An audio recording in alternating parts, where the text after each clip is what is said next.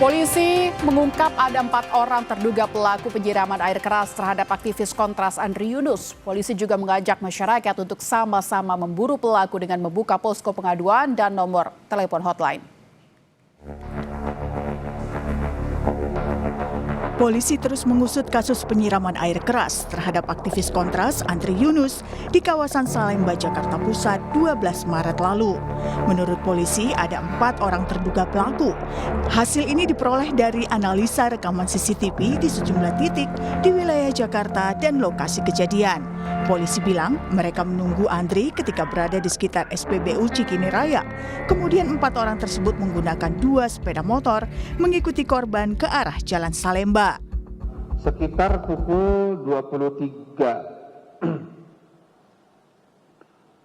atau 23.35, para terduga pelaku terlihat berada di SPBU Cikini Raya. Selanjutnya, diduga 4 orang terduga pelaku yang menggunakan 2 sepeda motor menunggu korban di depan KFC Cikini. Kemudian mengikuti korban yang bergerak menuju Jalan Diponegoro dan selanjutnya ke arah Jalan Salemba 1. Nah, saat kejadian pada pukul 23.37 hari Kamis tanggal 12 Maret 2026 di Jalan Salemba 1 persimpangan Jalan Talang, wilayah Jakarta Pusat. Di sana tempat kejadian perkara.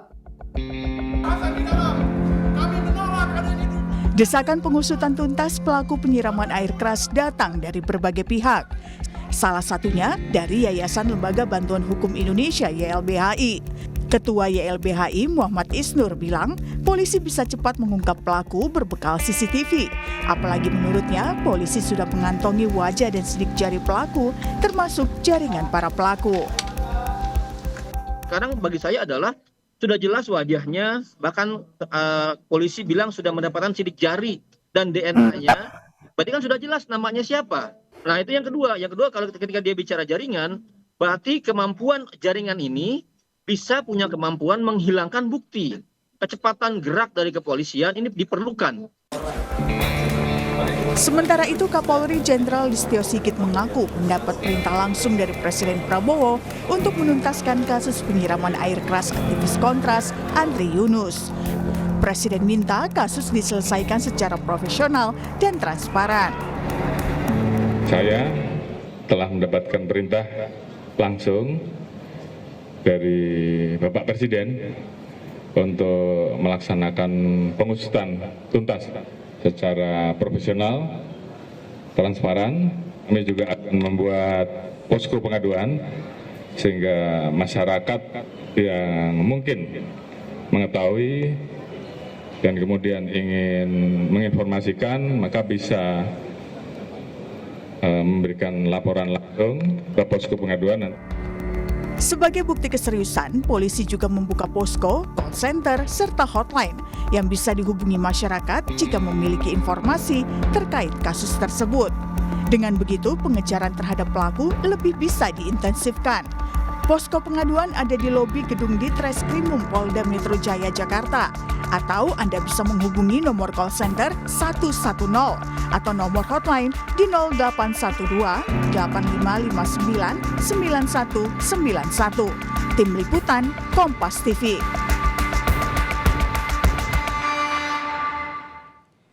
Direktur LBH Jakarta sekaligus tim advokasi untuk demokrasi Fadil Al-Fatan mendesak polisi tak hanya menangkap eksekutor penyerang air keras terhadap aktivis Kontras Andri Yunus, namun juga menangkap aktor intelektualnya. Tim advokasi juga mendorong Komisi 3 DPR segera bentuk tim investigasi independen. Sementara anggota Komisi 3 DPR RI fraksi PDI Perjuangan, Safarudin, minta polisi untuk tak ragu menangkap pelaku dan aktor intelektual serangan teror ke aktivis Andri Yunus. Dan diakui juga oleh pihak penyidik bahwa pelaku itu terlatih, pelaku terbiasa dalam disiplin organisasi dan disiplin tugas. Menurut kami kemungkinan yang merupakan faktor non yuridis yang mengganggu proses penyidikan atau bahkan merintangi proses penyidikan itu sangat rentan terjadi. Botol yang menjadi wadah air keras yang digunakan untuk menyiram. Karena kami melihat dan kami juga menganalisa bahwa pelaku sepertinya mengalami atau terkena cipratan dari air keras tersebut. Jadi bisa jadi itu tidak sengaja terbuang. Tapi bukti ini menurut kami sangat signifikan. Kami sangat memahami bahwa ada proses yang harus ditempuh, misalnya analisa forensik secara digital dan lain sebagainya gitu ya. Analisa-analisa yang dikatakan Kapolri sebagai scientific crime investigation. Kami merasa DPR RI seharusnya bisa berbuat lebih. Misalnya mendorong agar ada atau dibentuk tim independen investigasi yang dapat melapisi proses penyidikan, yang mana hambatan-hambatan teknis tadi atau bahkan hambatan politis dapat juga ditempuh.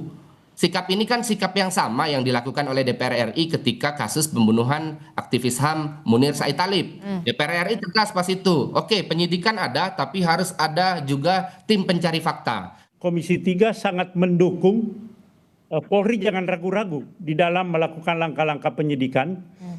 Dari LBH juga mungkin nanti bisa kita berdialog bagaimana kita mendorong Polri supaya betul-betul secara cepat mengungkap ini, transparan, profesional, dan akuntabel.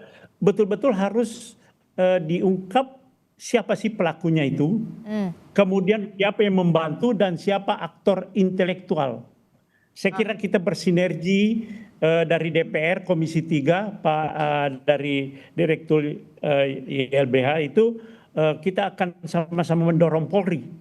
Dan mungkin setelah Lebaran ini kita akan RDP dengan Kapolri untuk mendorong jangan ragu-ragu di dalam bertindak supaya segera diungkap. Karena ini adalah masalah martabat negara kita.